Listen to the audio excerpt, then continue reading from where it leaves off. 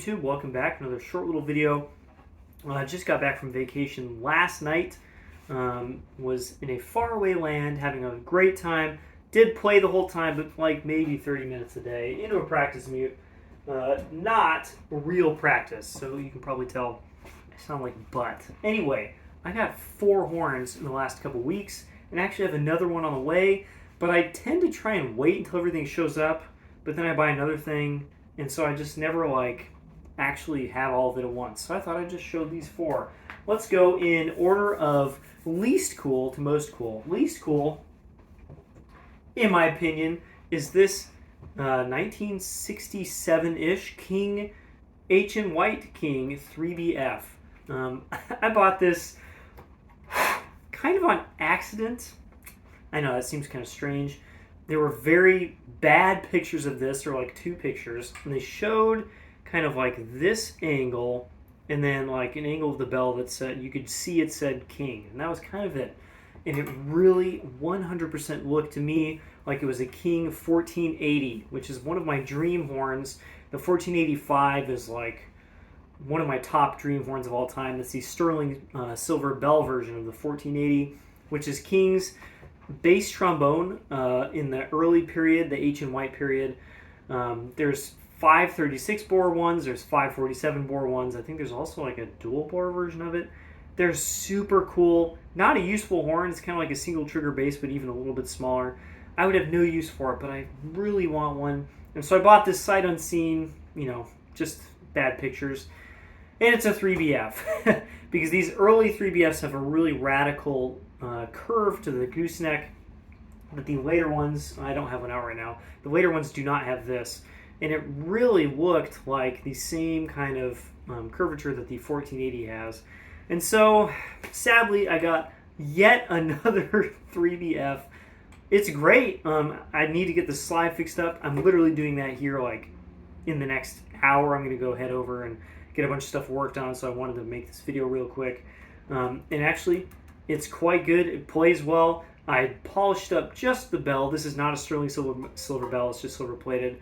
I'm going to polish the rest later. And it's really good. I really don't need another 3BF. I sold my first 3BF. I'm packing it up and shipping it out soon. So right now I have 3 of them. Thankfully, just sold one. And I will be selling this one too. This is cool because it does have the single piece lead pipe. And once the slide is fixed up, I'm interested to see how it plays. Might stack up well against my other one.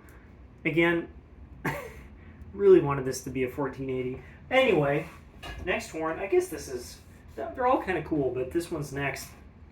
This is not King. This is an Edwards T302 small bore tenor. T302. 302. I can say words. Edwards, oh my god, I want to say King. Edwards makes, I think they still make, small bore tenors, and they're just totally custom like all the other Edwards stuff. And so this one has again, they call it the 500N, so a 500 bore nickel slide, which has nickel tubes, no oversleeves, yellow crook. It has the 3 lead pipe in it right now. I don't have any other lead pipes. A nickel neck pipe, which is kind of cool. A rose brass tuning slide, and a yellow bell, which is the 9192 CF. Pretty standard setup for a 500 bore small bore tenor trombone. And as you can see, this side of the lacquer, it's okay. This side of the lacquer, not as much. Something happened to this horn and the 3BF. I don't know if they were in a flood, but both of the cases were super water damaged. And the case for this one obviously reacted with the lacquer on one side and kind of messed it up. I'm going to strip the lacquer from at least the bell and tuning slide, and otherwise it's great. Slide's in pretty good shape. It probably just needs to be like professionally cleaned, but it plays really well, and it's got kind of a cool sound. I like how it responds and plays.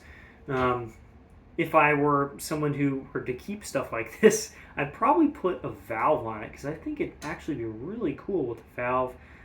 I just don't really need something like this, and really the only problem is it's got just the slightest crease in the bell right here, which I'm going to have fixed. I got to remember that. But yeah, this whole thing is modular. You can take the bell off and stuff.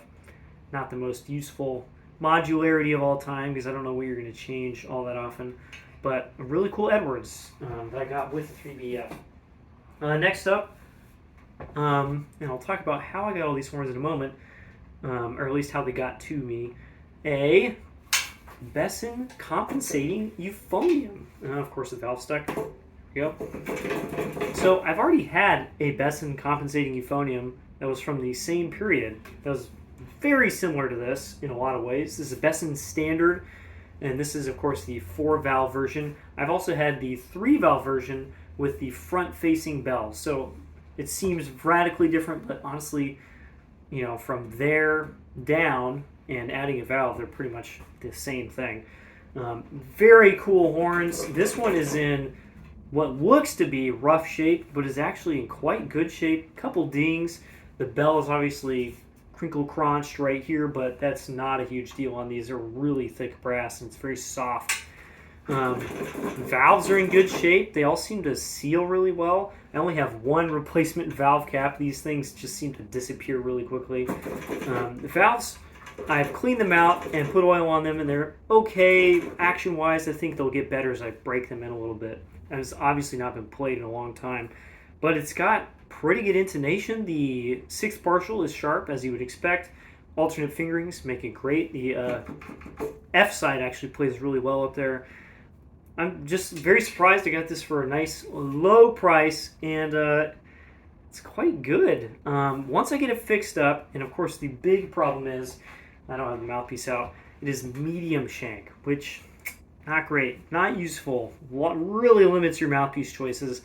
Word is you can get a large shank receiver for these. So what I'm going to do is right now actually probably get the bell rolled out. Eventually get a large shank receiver, and I'm going to see how this stacks up against the Yamaha. And if this is just kind of overall near the Yamaha in how it plays, might sell the Yamaha. I don't know. We'll see.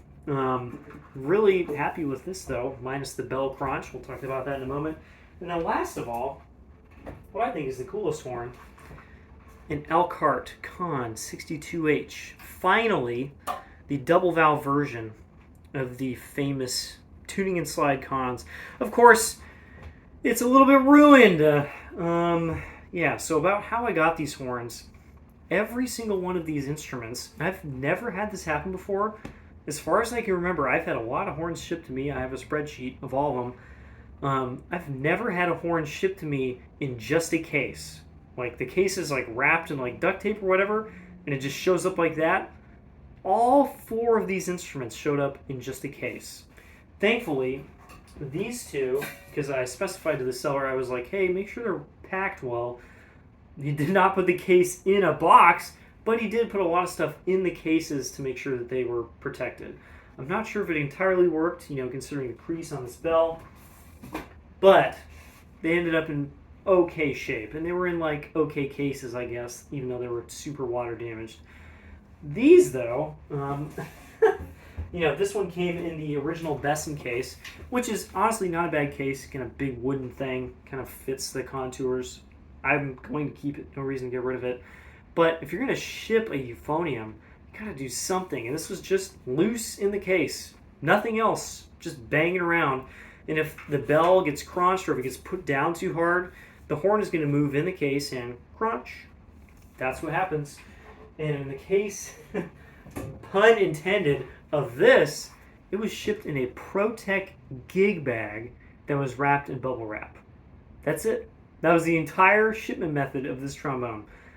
ProTech gig bag. Side note, I've had 2 bass trombones get crunched bells. This one and one that I borrowed in New York City a long time ago.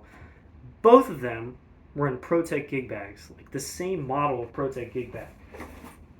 This one right here. That's the only crunching I've ever done to bass trombone bells. I didn't actually do this crunching, but it happened in the same gig bag on the way to me. So I just, like, I have a lot of other gig bags. I've used them a lot. I've never had any crunching of anything. Everything has been great. But that ProTech gig bag has crunched 2 bells. Just want to put that out there. And in any case, don't pack a trombone in a gig bag and just send it in the mail. What a stupid way to ship things. Otherwise, this horn is in great shape. Like, it's a player for sure. Like, someone played this, it was well used. Things have been taken off, put back on. The crook has seen some dings and stuff, but it is generally good, not like big giant dings on it. The slide is usable right now. It needs some TLC. I think it's probably just out of alignment. It does not have split triggers, which is a bummer. And the way this system is set up, you can kind of use the second valve after the first valve, but getting them both to engage the right amount is nearly impossible. In any case, that's getting chopped off and it's going to have split triggers. I'm not worried about it. As a custom hand-bent D slide, which I think is the bee's knees. That's really cool. Like I said, hand-bent parts just... J-bend is in good shape, just kind of slight dings everywhere. The stem of the bell, great, all the way up until like an inch after the seam. And then it's cronched. And what's interesting is that this bell was already cronched. You can see there's a line here and a line here. This bell has already had this happen before, and it was brazed back together, kind of like using material to fill in the gaps and make it into a bell again. So, yes, I'm a little bit pissed that this got crunched, but also I think this bell is already a write-off. I would not play this long-term as is, and I wouldn't really sell it with a super messed up bell. I'm not going to just be like, hey, this is a great horn, here we go. So, but I think the plan is, and I'm literally going to go do this like right now, is maybe get this cut, shriek, right here, and have a new flare put on with a screw bell. Got this idea from Trombone Chat. I was actually just going to see if someone had another 60 or 62H bell, but I think finding a flare is going to be a lot easier. So, very excited about this. I have played it for like 2 seconds, and honestly played really well. It sounded pretty good, much better than my old 60H from back in the day. So I think this could be something special. Until then, though, it is crunched, and now I have to figure out how to get it places, because it doesn't fit in cases. Back in the gig bag it goes, I guess.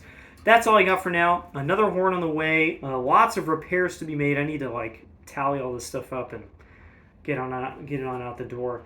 That's all I got. Bye-bye.